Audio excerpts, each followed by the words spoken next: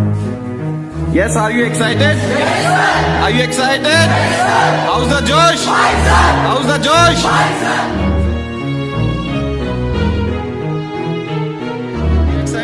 Physics is? Physics is? Hello students, कैसे हैं आप सब? आई होप बहुत बढ़िया होंगे। तो चलिए बेटा क्विकली चलते हैं आज के टॉपिक पे। आज हम स्टार्ट करने जा रहे हैं चैप्टर 2 ऑफ क्लास 12। तो ये चैप्टर 2 क्या है? That is electric potential and capacitance के नाम से मिलेगा, ठीक है। तो आज हम इसमें क्या चीज स्टडी करने जा रहे हैं? सबसे पहले इलेक्ट्रिक पोटेंशियल और फिर इलेक्ट्रिक पोटेंशियल एनर्जी, ये दो चीजें हम डिस्कस करने जा रहे हैं, ठीक है। तो बेटा पोटेंशियल एनर्जी की अगर मैं बात करूं, इसी से स्टार्ट करूंगा आज का चैप्टर में। पोटेंशियल एनर्जी हमेशा किसकी होगी? सिस्टम ऑफ चार्जेस की। कोई दो चार्जेस हैं, उनकी अपनी पोटेंशियल एनर्जी है। अगर इनकी सेपरेशन बदल दूं तो ये पोटेंशियल एनर्जी बदल जाएगी, इनको पास ले आऊं। वैसे भी आपने बचपन से पढ़ा, potential energy is the energy by virtue of shape, size, position और कॉन्फ़िगरेशन। तो चार्ज पार्टिकल्स की पोजीशन बदलते ही इनकी पोटेंशियल एनर्जी बदल जानी चाहिए। किसी एक पोजीशन पे अगर कुछ चार्ज पार्टिकल्स फिक्स कर दूं, चाहे 2 हो, चाहे 3 हो, चाहे 4 हो, कितने भी हो, जब इनकी पोजीशंस फिक्स कर दूंगा तो इस सिस्टम की एनर्जी फिक्स हो जाएगी। इनमें से किसी एक की भी पोजीशन अगर बदल दूंगा तो पोटेंशियल एनर्जी बदल जाएगी। तो याद रखिएगा बेटा जी, पोटेंशियल एनर्जी हमेशा किसकी होगी? सिस्टम ऑफ चार्जेस की, राइट। दूसरा, electric potential at a point. Electric potential किसका होगा? इस फील्ड के अंदर हर एक पॉइंट का अपना अपना इलेक्ट्रिक पोटेंशियल होगा। तो क्या होगा किसी पॉइंट का पोटेंशियल, ये भी हम यहां पे डिस्कस करेंगे। जैसे इससे पहले पढ़ा था कि फील्ड के हर एक पॉइंट पे अपनी अपनी हर एक पॉइंट की क्या होगी? Electric field intensity. अब इलेक्ट्रिक फील्ड इंटेंसिटी कैसी क्वांटिटी है बेटा? वेक्टर क्वांटिटी है।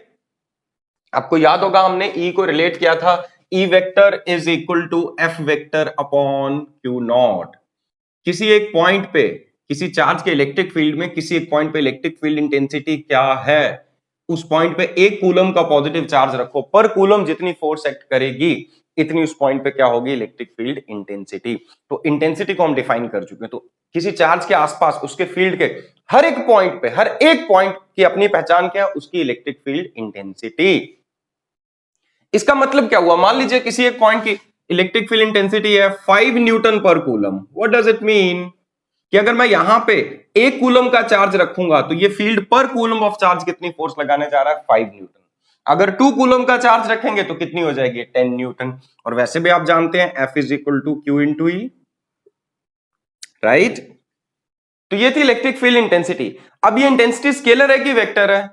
बेटा ये तो वेक्टर क्वांटिटी है। तो intensity is a vector quantity, क्योंकि किससे रिलेटेड है? फोर्स से। हमने फोर्स की टर्म्स में डिफाइन किया था। तो फोर्स वेक्टर है तो इलेक्ट्रिक फील्ड इंटेंसिटी भी कैसी क्वांटिटी है? वेक्टर।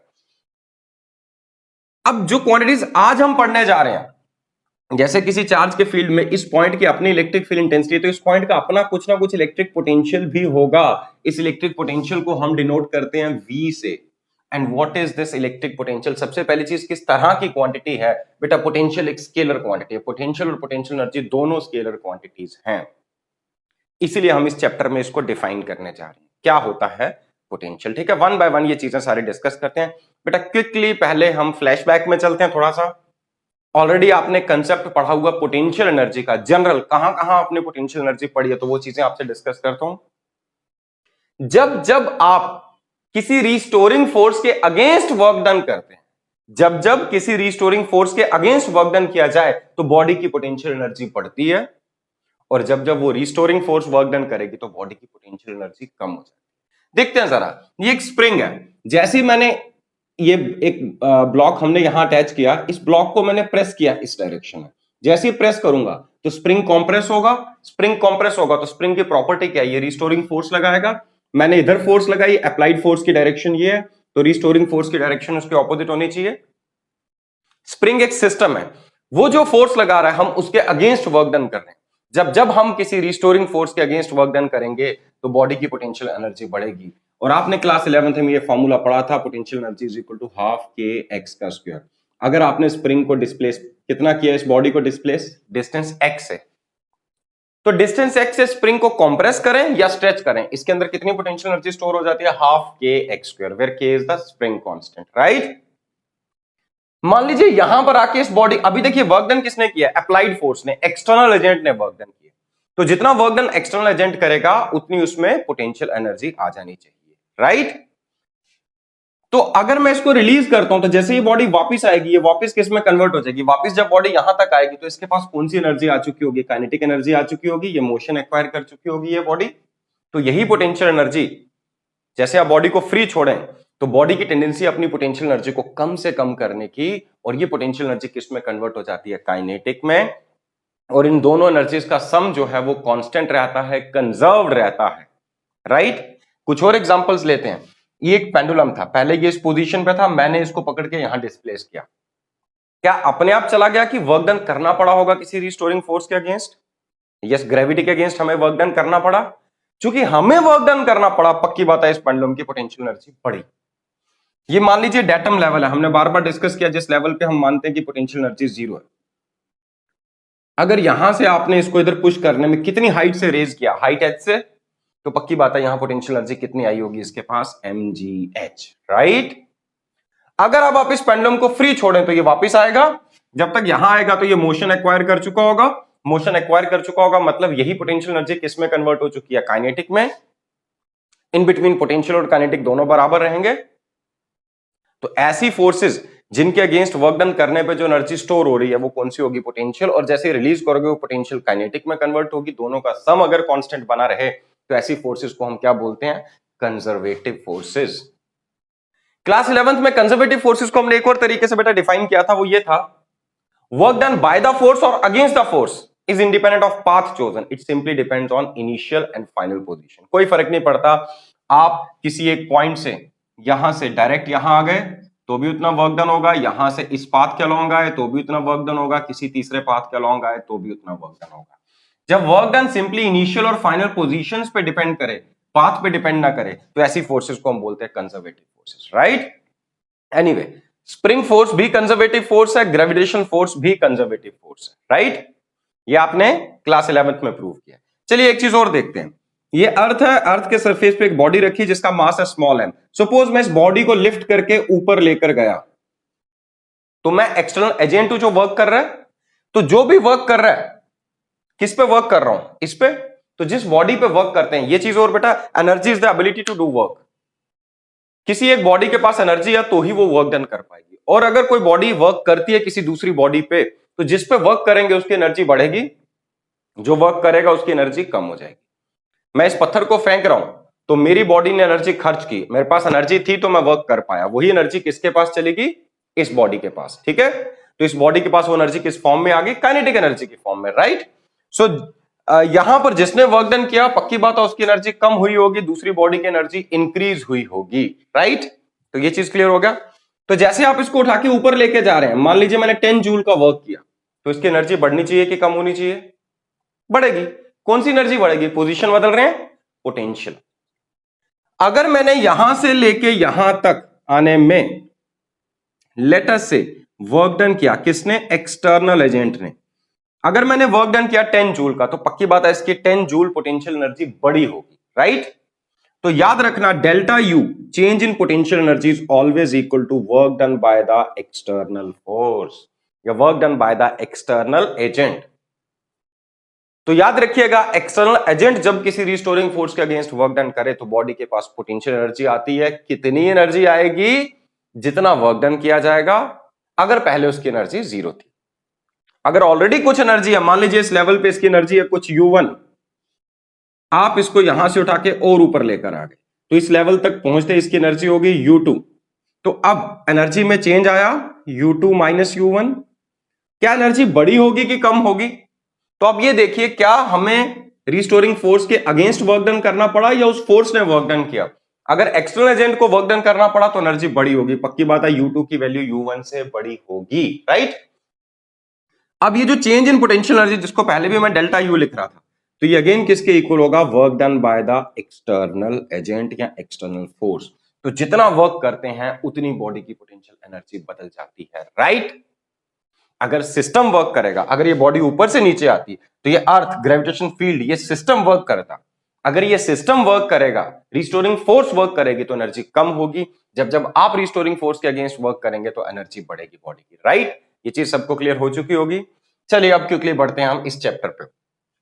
तो बेटा वहां थे ग्रेविटेशन फील्ड, यहां इलेक्ट्रिक फील्ड, तो वहां थी ग्रेविटेशनल पोटेंशियल एनर्जी, यहां कौन सी पोटेंशियल एनर्जी होनी चाहिए? Electric potential energy, right.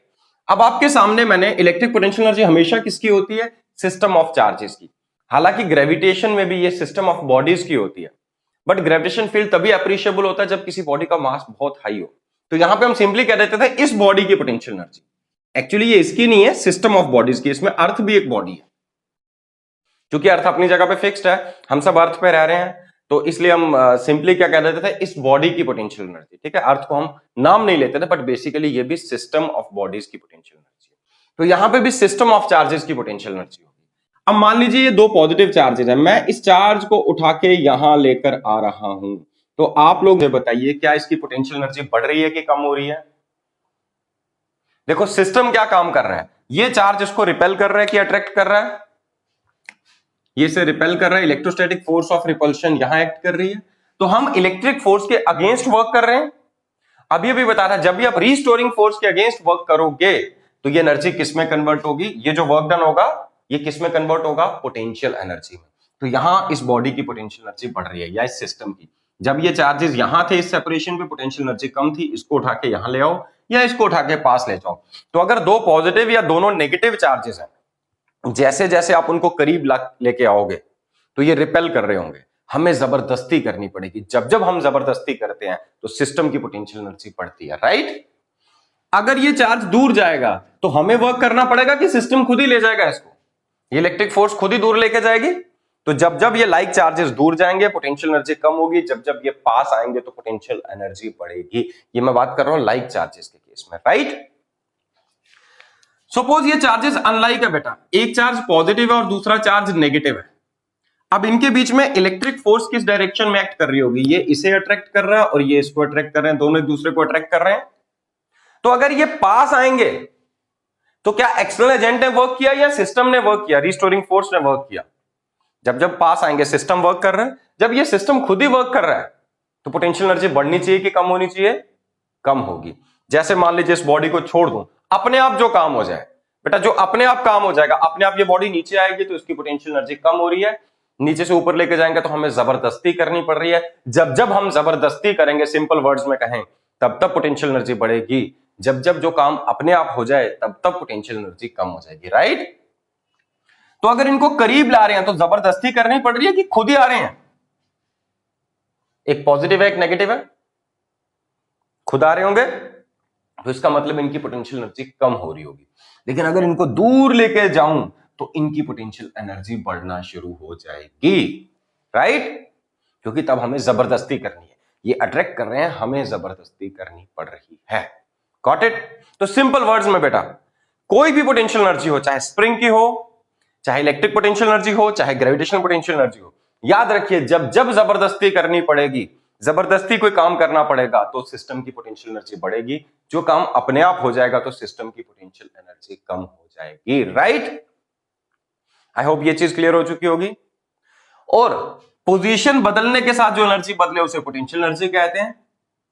कितनी एनर्जी बदलेगी पोजीशन बदलने में? जितना एक्सटर्नल वर्क डन होगा, जितना एक्सटर्नल सोर्स के द्वारा किया गया वर्क डन होगा, उतनी सिस्टम की एनर्जी बढ़ेगी। अगर एक्सटर्नल फोर्स ने पॉजिटिव वर्क किया है, सिस्टम की फोर्स नहीं एक्सटर्नल ने, तो change in potential energy positive होगा, मतलब बढ़ेगी। अदरवाइज अगर अगर एक्सटर्नल फोर्स ने वर्क नहीं किया, सिस्टम ने किया, तो ये पोटेंशियल एनर्जी डिक्रीज हो जाएगी। याद रहेगा? ओके। इन जनरल किसी एक पोजीशन पे पोटेंशियल एनर्जी क्या होती है? किसी एक पोजीशन पे पोटेंशियल एनर्जी क्या होती है? जैसे इस पोजीशन पे पेंडुलम की पोटेंशियल एनर्जी क्या है? तो आप इस पेंडुलम को फ्री छोड़िए, फ्री छोड़ दो, जब इसके पास कोई एनर्जी ना हो, ना काइनेटिक हो ना पोटेंशियल हो। तो जब ये इक्विलिब्रियम पोजीशन पे आता है, इसके पास कोई एनर्जी नहीं है, ना काइनेटिक है ना पोटेंशियल है। मतलब उसकी निशानी कि आप उसको जहां छोड़ेंगे ये वहीं खड़ा रहेगा, ये कोई डिस्प्लेसमेंट शो नहीं करेगा, कोई मोशन शो नहीं करेगा। क्योंकि हमने अभी अभी डिस्कस किया था, जब आप बॉडी को फ्री छोड़ते हैं तो बॉडी की पोटेंशियल एनर्जी किस में कन्वर्ट हो जाती है? काइनेटिक में। बॉडी की पोटेंशियल एनर्जी किस में कन्वर्ट होगी? काइनेटिक में। तो अब मैंने पेंडुलम को यहां फ्री छोड़ा, क्या ये अपने आप काइनेटिक एनर्जी एक्वायर कर रहा है? नहीं कर रहा। हाँ, यहां पे छोड़ूंगा तो करेगा, क्योंकि यहां पे इसके पास पोटेंशियल एनर्जी थी, आपने छोड़ा तो पोटेंशियल काइनेटिक में कन्वर्ट होगी। लेकिन यहां पे पोटेंशियल है ही नहीं, तो अपने आप तो काइनेटिक एक्वायर करेगा नहीं। तो ये निशानी है बेटा, कहां सिस्टम ऑफ बॉडीज या किसी बॉडी की पोटेंशियल एनर्जी जीरो होगी, जहां पे आप उसको ड्रॉप करें वो कोई हलचल शो ना करे, वहीं पड़ी रहे, तो इसका मतलब वहां उसकी एनर्जी कितनी है, जीरो, राइट। और फिर ऐसी चेंज जो जबरदस्ती करनी पड़े वहां पोटेंशियल एनर्जी बढ़ेगी, जो चेंज अपने आप हो जाए वहां पोटेंशियल एनर्जी कम हो जानी चाहिए, राइट। तो बेटा जी अब आते हैं चार्जेस के केस में। जैसे ही मैं इनको यहां छोड़ूंगा तो ये अपने आप मोशन एक्वायर कर रहे हैं, मतलब कुछ ना कुछ पोटेंशियल एनर्जी है। अगर इस पॉजिटिव चार्ज को फिक्स करके इसके पास मैं नेगेटिव चार्ज लाऊं तो फ्री छोड़ूंगा तो ये अपने आप इधर आएगा, या इसके पास पॉजिटिव के पास दूसरा पॉजिटिव फ्री छोड़ूं तो ये अपने आप दूर जाएगा। इसका मतलब जैसे फ्री छोड़ें तो इस पर काइनेटिक एनर्जी आ रही है, तो काइनेटिक एनर्जी किसकी कॉस्ट पे आ रही होगी, पोटेंशियल एनर्जी की कॉस्ट पे। इसका मतलब ऑलरेडी इसके पास कुछ ना कुछ पोटेंशियल एनर्जी है, राइट। कितनी है, तो पहले तो आप देखो बेटा जीरो कहां पे है इसका, जीरो पोटेंशियल एनर्जी वाली पोजीशन से यहां तक लाने के लिए जितना वर्क डन करना पड़ जाएगा उतनी ही इसकी क्या होगी, पोटेंशियल एनर्जी। अब जीरो कहां होगा, जहां पे इन बॉडीज को रखें तो ये कोई हलचल ना शो करें। तो दो चार्ज पार्टिकल्स लिए, इनको आपने इनफाइनाइट सेपरेशन पे रखा। इनफाइनाइट सेपरेशन का मतलब जहां पे इसका फील्ड और इसका फील्ड आपस में इंटरेक्ट नहीं कर पा रहे, एक दूसरे के फील्ड से बाहर। तो जब भी दो चार्ज पार्टिकल्स के बीच में इनफाइनाइट सेपरेशन होगी, अगर ये सेपरेशन इनके बीच में इनफाइनाइट हो जाए तो इस सिस्टम की पोटेंशियल एनर्जी कितनी हो जानी चाहिए, जीरो।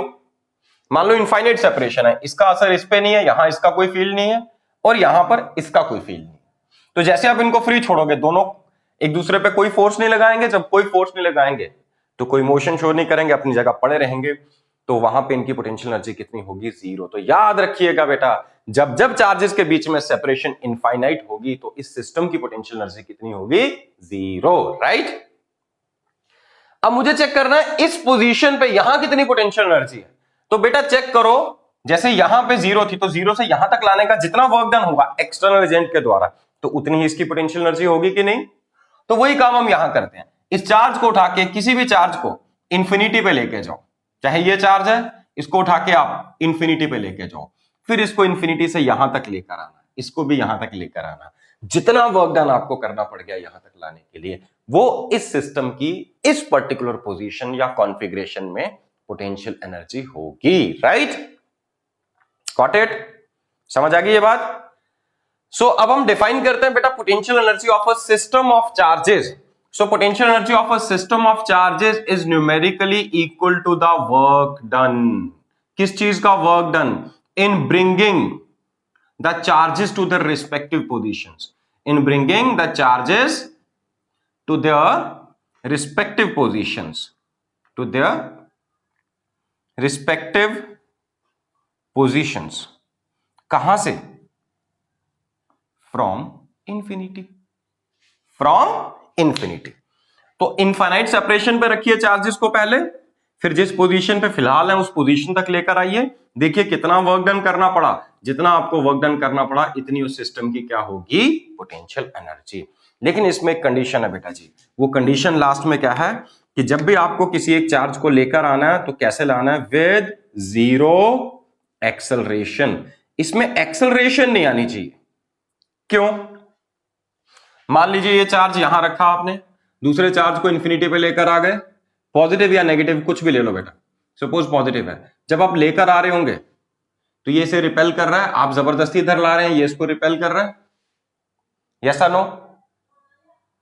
अब नेट फोर्स कितनी होगी, अगर आपकी अप्लाइड फोर्स ज्यादा है तो ये इधर मूव करेगा, अगर इसकी अप्लाइड फोर्स ज्यादा है, चार्ज की फोर्स ज्यादा है तो ये दूर मूव करेगा। एनीवे मान लीजिए इसने कुछ फोर्स लगा दी, लेट अस से 5 न्यूटन, और आपने फोर्स लगा दी 10 न्यूटन, तो कॉमन सेंस की बात है इसको यहां आना चाहिए। एक्सेस फोर्स कहां एक्ट कर रही है, इधर। तो क्या ये चार्ज पार्टिकल एक्सेलरेट होगा, यस होगा, पक्की बात है, ठीक है। एक्सेलरेट होगा तो एक्सेलरेटेड मोशन में ये यहां तक लाया आपने चेक किया इसको लाने का वर्क डन कितना है, इतनी इसकी होगी पोटेंशियल। अब दूसरी सिचुएशन लेते हैं, अब इस पोजीशन पे इस चार्ज की फोर्स तो 5 न्यूटन ही है, बट आपने अपनी अप्लाइड फोर्स बढ़ा के कर दी लेट अस से 20 न्यूटन। अब पहले नेट फोर्स थी 10 माइनस 5 5, अब नेट फोर्स हो गई 20 माइनस 5 15। तो अब जब ये चार्ज पार्टिकल एक्सेलरेट होगा तो 15 न्यूटन की फोर्स के अकॉर्डिंग अब एक्सेलरेशन ज्यादा आएगी, ओके। पहले भी इसको यहां से लेके यहां तक ला रहे थे, अब भी इसको यहां से लेके यहां तक ला रहे हैं, बट अब फोर्स बदल गई है, वर्क डन क्या होता है? Force into displacement.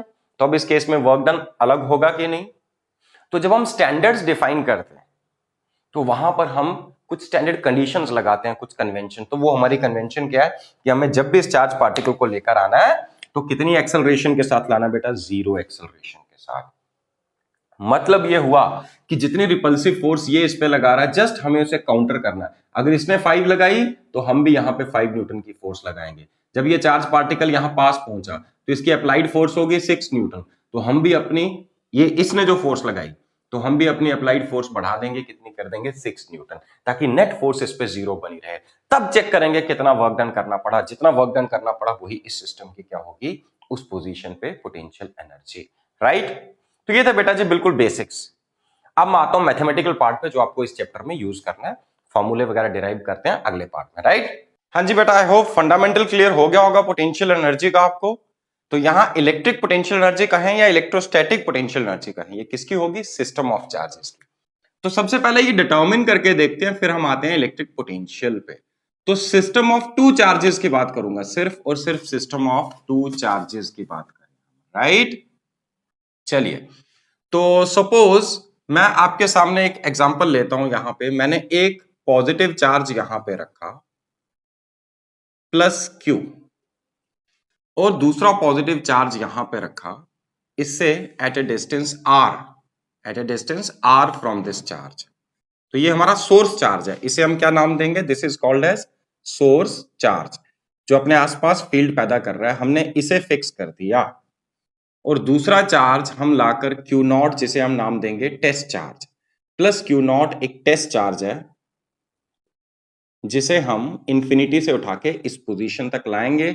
देखेंगे कितना वर्क डन करना पड़ा इसे 0 एक्सेलरेशन के साथ लेकर आने के लिए। उतनी ही इसकी पोटेंशियल एनर्जी होगी at this particular position. At this particular position, position क्या है इसकी? At a distance R from this. तो जब दोनों चार्जेस के बीच की सेपरेशन आर होगी तो इनकी पोटेंशियल एनर्जी क्या होगी? अभी अभी जैसा हमने डिफाइन किया, हम इसे इंफिनिटी पे लेकर जाएंगे पहले चार्ज क्यू नॉट को, इंफिनिटी से इसको हम लेकर आएंगे यहां तक विद 0 एक्सेलरेशन। मतलब यह हुआ कि आप इस चार्ज को यहां रखेंगे और जस्ट डिस्टर्ब करेंगे हल्का सा। पहली बार जब आप इसको रेस्ट से मोशन में लाएंगे तो बेटा थोड़ी सी एक्सेलरेशन तो होगी, लेकिन उसके बाद बिल्कुल कांस्टेंट स्पीड से लेकर आना है। इसमें एक्सेलरेशन कोई नहीं होनी चाहिए। 0 एक्सेलरेशन के साथ लाके रखने में जितना वर्क डन होगा उतनी उस सिस्टम की क्या कहलाएगी? Potential energy. सपोज हम चलते हुए आ रहे हैं, देखिए अगर हमें 0 एक्सेलरेशन के साथ लाना है, मतलब किसी भी पोजीशन पे, लेटर से बीच में कोई एक जनरल पोजीशन है, लेटर से ए, इस पोजीशन ए पे इलेक्ट्रोस्टैटिक फोर्स इस डायरेक्शन में एक्ट कर रही होगी एफ, और ये एफ न्यूमेरिकली किसके इक्वल होगी? अगर पॉइंट ए का डिस्टेंस यहां से एक्स है तो यहां पे जो इलेक्ट्रोस्टैटिक फोर्स ऑफ रिपल्शन है ये कितनी होनी चाहिए? के क्यू नॉट अपॉन एक्स का स्क्वायर। कूलम्स लॉ में हमने पढ़ा है ये, इट इज के क्यू नॉट अपॉन एक्स का स्क्वायर। जैसे जैसे आप पास आएंगे एक्स कम होता जाएगा, इलेक्ट्रोस्टैटिक फोर्स ऑफ रिपल्शन बढ़ती जाएगी। मतलब आपको भी जो आपकी अप्लाइड फोर्स है वो जस्ट इसके बराबर रखनी है। नेट फोर्स को 0 मेंटेन करके रखना है। नेट फोर्स 0 होगी तभी एक्सेलरेशन 0 होगी। तो जैसे आप करीब आएंगे ये फोर्स बढ़ेगी, तो आपको भी अपनी अप्लाइड फोर्स उसी प्रोपोर्शन में बढ़ाते जाना, so that net force remain 0। Right? Now, is it work done by a constant force or a variable force? It is work done by a variable force. So, potential energy of this system of charges क्या होनी चाहिए? Work done in moving the test charge या other charge from infinity to P. और ये work done किसके equal होगा? हमने पढ़ा हुआ है work done क्या होता है? Work done is force dot displacement. लेकिन अगर फोर्स वेरिएबल है तो हम पूरी डिस्प्लेसमेंट को छोटी छोटी डिस्प्लेसमेंट्स में स्प्लिट करते हैं। उसका एक छोटी डिस्प्लेसमेंट dx का वर्क डन कैलकुलेट करेंगे, बाद में हम उसे इंटीग्रेट करेंगे। तो यहां पर आपको ध्यान देना बेटा जी, सबसे पहले आप इसको छोटे छोटे डिस्प्लेसमेंट्स में तोड़ो। इसने जितनी डिस्प्लेसमेंट शो की, मान लीजिए एक छोटी सी डिस्प्लेसमेंट ये है dx वेक्टर। क्या आप देख पा रहे हैं यहां f और dx के बीच में एंगल कितना है? That is 180 degree. So it is integral of f into dx into cos of 180 degree. What is cos of 180 degree? That is -1, isn't it? इसकी वैल्यू -1 होगी। तो यहां पर जब हम x के रिस्पेक्ट में इंटीग्रेट करें तो x की इनिशियल वैल्यू क्या थी, इंफिनिटी, और x की फाइनल वैल्यू, x क्या, जनरल डिस्टेंस, x किसी जनरल पॉइंट का डिस्टेंस है, तो x की फाइनल वैल्यू क्या होनी चाहिए, r। तो देखिए बेटा ये माइनस साइन को, ये आ गया माइनस साइन, f की वैल्यू आ गई k Q naught upon x का square into dx, limits infinity से लेकर r। अब देखिए इसमें कॉन्स्टेंट्स क्या क्या है, k कांस्टेंट है, q कांस्टेंट है, q नॉट कांस्टेंट है, इंटीग्रल किसका आ गया x to the power -2 dx, limits क्या हो जाएंगी इंफिनिटी से r, इजंट इट। तो जब आप इसको इंटीग्रेट करेंगे what will you get, minus के क्यू नॉट, तो कांस्टेंट्स हैं, तो x टू द पावर -2 का इंटीग्रल आ जाएगा x to the power -1 upon -1, x to the power -1 upon -1। अब आप इस -1 को बाहर ले आएंगे तो ये माइनस माइनस प्लस हो जाएगा, लिमिट्स क्या होगी इंफिनिटी से लेकर r। ओके, अब यहां लिमिट सब्स्टिट्यूट करते हैं, k क्यू नॉट ब्रैकेट में क्या है 1 upon x to the power -1 is 1 upon x, पहले अपर लिमिट पुट करें 1 upon r minus 1 upon infinity.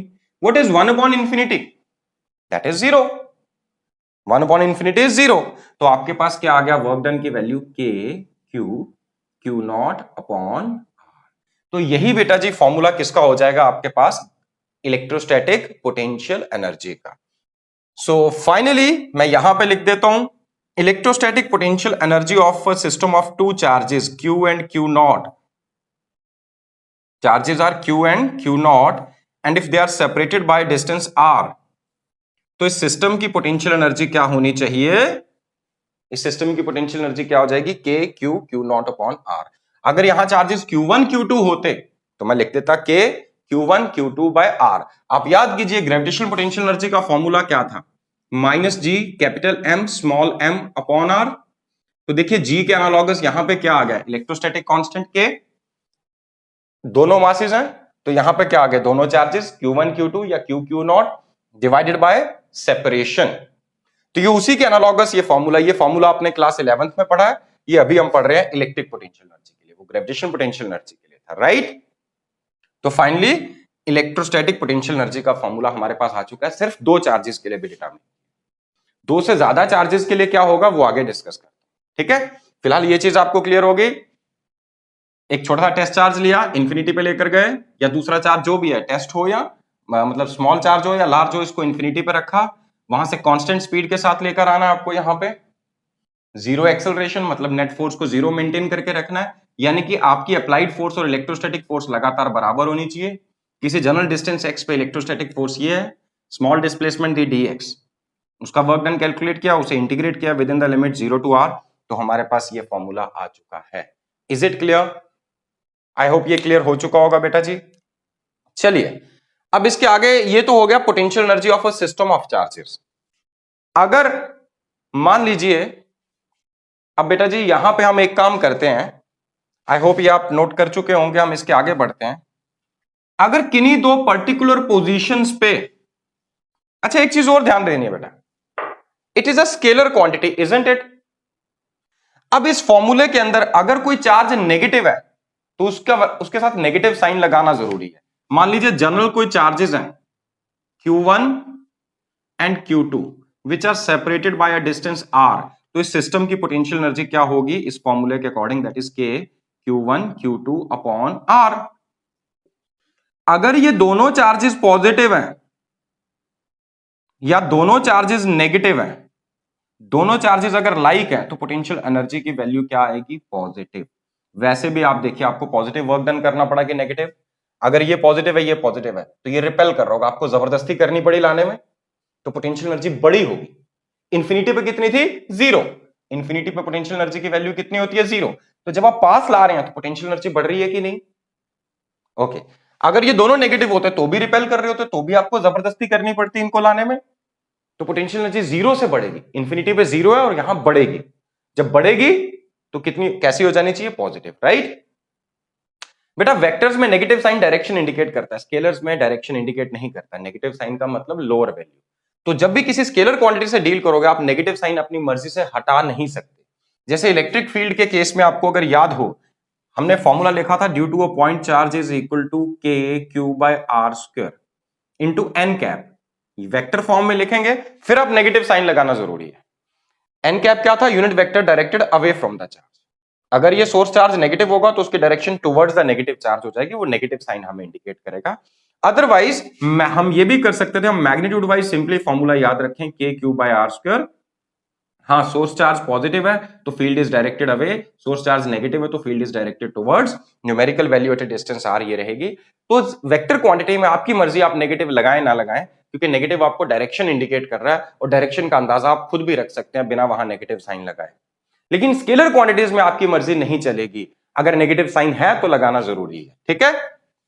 अब मान लीजिए एक चार्ज पॉजिटिव है और एक चार्ज नेगेटिव है, दोनों में से कोई एक पॉजिटिव और एक नेगेटिव है, तो इस फॉर्मूले में जब आप एक का साइन पॉजिटिव एक का नेगेटिव लगाएंगे तो पोटेंशियल एनर्जी की वैल्यू क्या आ जानी चाहिए? नेगेटिव आनी चाहिए कि नहीं?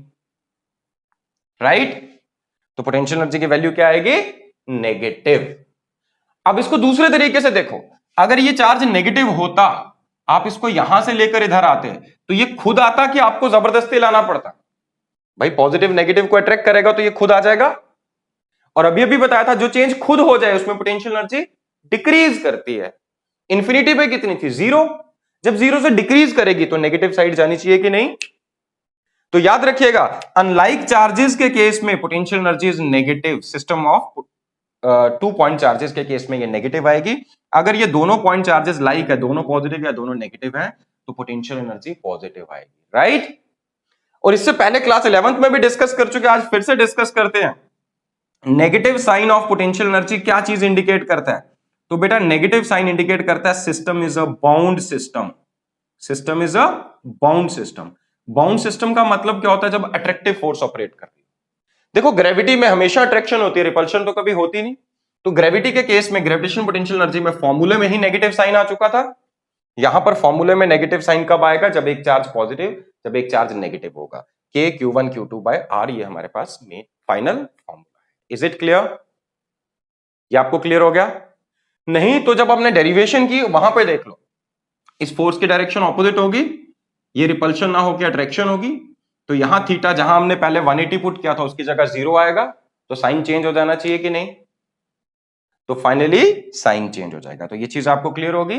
अगर पोटेंशियल एनर्जी पॉजिटिव है मतलब रिपल्सिव फोर्स ऑपरेट कर रही है, यानी कि लाइक चार्जेस। पोटेंशियल एनर्जी अगर नेगेटिव है तो इसका मतलब अट्रैक्टिव फोर्स ऑपरेट कर रही है, system is a bound system. Charges कैसे हैं? कैसे चार्जेस होंगे? Unlike. Is it clear? I hope this is clear to you. हाँ बेटा, तो अभी तक हमने बात की सिस्टम ऑफ 2 चार्जेस को, 2 पॉइंट चार्जेस को लेकर। अगर मल्टीपल चार्जेस या 2 से ज्यादा चार्जेस हैं तो हम पोटेंशियल एनर्जी कैसे डिटरमिन करेंगे? एक और चीज, यहां जैसे एग्जांपल मैंने डायग्राम में दिखाया है, 3 charges Q1 Q2 Q3। Q1 Q2 के बीच की सेपरेशन R12, Q2 Q3 के बीच में इसको डिनोट किया R23 से, और Q1 और Q3 के बीच की जो सेपरेशन है that is R13। And remember, in the absence of external field, in the absence of external field, जब बाहर से कोई फील्ड एक्ट ना कर रहा हो और कोई फील्ड नहीं है, बस यही 3 चार्जेस हैं, तो ऐसी सिचुएशन में इस सिस्टम की पोटेंशियल एनर्जी क्या होनी चाहिए? तो बेटा आपके पास 2 चार्जेस की पोटेंशियल एनर्जी के लिए फॉर्मूला है। ये फॉर्मूला हमारे पास 2 चार्जेस की पोटेंशियल एनर्जी के लिए। तो देखिए यहां 2-2 चार्जेस के कितने सिस्टम बन रहे हैं। इन सभी चार्जेस को पेयर्स में ऑब्जर्व कीजिए, देखिए कितने पॉसिबल पेयर्स हैं आपके पास। तो हमारे पास 3 पेयर्स आ रहे हैं, एक पेयर के लिए फॉर्मूला हमारे पास है, तो तीनों पेयर्स पे सेम फॉर्मूला अप्लाई करें तो आपके पास टोटल पोटेंशियल एनर्जी मिल जाएगी। Remember, in the absence of external electric field. तो के कॉमन आ जाएगा, Q1 Q2 की पोटेंशियल एनर्जी होगी के Q1 Q2 upon R12 according to this formula. Q1 Q3 की हो जाएगी के Q1 Q3 अपॉन R13, और Q2 Q3 की क्या हो जाएगी? के Q2 Q3 अपॉन R23। तो बिल्कुल सिंपल है बेटा, पेयर ऑफ चार्जेस के लिए आपके पास फॉर्मूला था। अगर 2 से ज्यादा चार्जेस हैं तो आप क्या करेंगे? उनको देखिए कितने पॉसिबल पेयर्स आपके पास आ रहे हैं, हर पेयर के ऊपर सेम फॉर्मूला अप्लाई करो और सबकी पोटेंशियल एनर्जीज को आप एड अप कर दीजिए। तो इस तरह से आपको सिस्टम ऑफ मल्टीपल चार्जेस की पोटेंशियल एनर्जी मिल जाएगी in the absence of electric field. ऐसा क्यों किया या इसका प्रूफ की अगर बात करें तो बेटा अगले टॉपिक के बाद बताऊंगा, जब पोटेंशियल कंप्लीट हो जाएगा तो ज्यादा इजीली हम डिटरमिन कर पाएंगे, बहुत आसान हो जाएगा हमारे लिए ये फॉर्मूला फाइनली डिराइव करना। हम चाहे तो अभी भी करके देख सकते हैं, बट थोड़ा सा कॉम्प्लिकेटेड रहेगा। तो उस केस में अगर हम करेंगे तो ज्यादा इजी हो जाएगा। कुछ नहीं करना है, मान लीजिए 3 चार्जेस हैं, इनमें से पहले चार्ज को लाने का वर्क डन तो 0 होगा, क्योंकि यहां कोई फील्ड नहीं है। फिर जब दूसरे चार्ज को लेकर आओगे, मान लो Q1 को पहले फिक्स कर दिया, तो इसका वर्क डन कैलकुलेट करोगे तो वैसे आ जाएगा। अब जब Q3 को लाओगे तो Q3 को लाने में आपको इसके फील्ड के अगेंस्ट भी वर्क डन करना पड़ा और इसके फील्ड के अगेंस्ट भी करना पड़ा, बिल्कुल वैसे ही। तो दोनों वर्क डन को ऐड करेंगे, इसके फील्ड के अगेंस्ट वर्क डन जो होगा वो होगा K Q1 Q3 upon R13, जैसे हमने इसमें किया। और Q2 के फील्ड के अगेंस्ट Q3 को लाने का वर्क डन होगा K Q2 Q3 upon R23। आप वैसे भी कर सकते हैं, इसको एक सिंपलर तरीके से अगले टॉपिक के बाद बताऊंगा, पोटेंशियल के बाद। और उसमें यह भी बताऊंगा कि in the presence of external field इसकी पोटेंशियल एनर्जी क्या होगी। इसमें छोटी सी चेंज आएगी, ये तो रहेगी, इससे थोड़ी सी एक्स्ट्रा हो सकती है, राइट। तो आई होप ये क्लियर हो गया होगा। सो अब हम पोटेंशियल एनर्जी कंप्लीटली डिस्कस कर चुके हैं। सिस्टम ऑफ चार्जेस की क्या होगी, उसकी मैथमेटिकल, पहले हम डेफिनेशन दी हमने, फिर हमने मैथमेटिकल फॉर्मूला 2 पॉइंट चार्जेस के लिए अप्लाई किया, फिर 2 से ज्यादा पॉइंट चार्जेस हैं तो उसके ऊपर ये फॉर्मूला अप्लाई करेंगे। याद रखिएगा, यहां चार्ज का साइन आप स्किप नहीं कर सकते। और पॉजिटिव साइन क्या इंडिकेट करता है कि रिपल्सिव फोर्स ऑपरेट कर रही है, नेगेटिव साइन क्या इंडिकेट करता है कि अट्रैक्टिव फोर्स ऑपरेट कर रही है। I hope this is clear to you.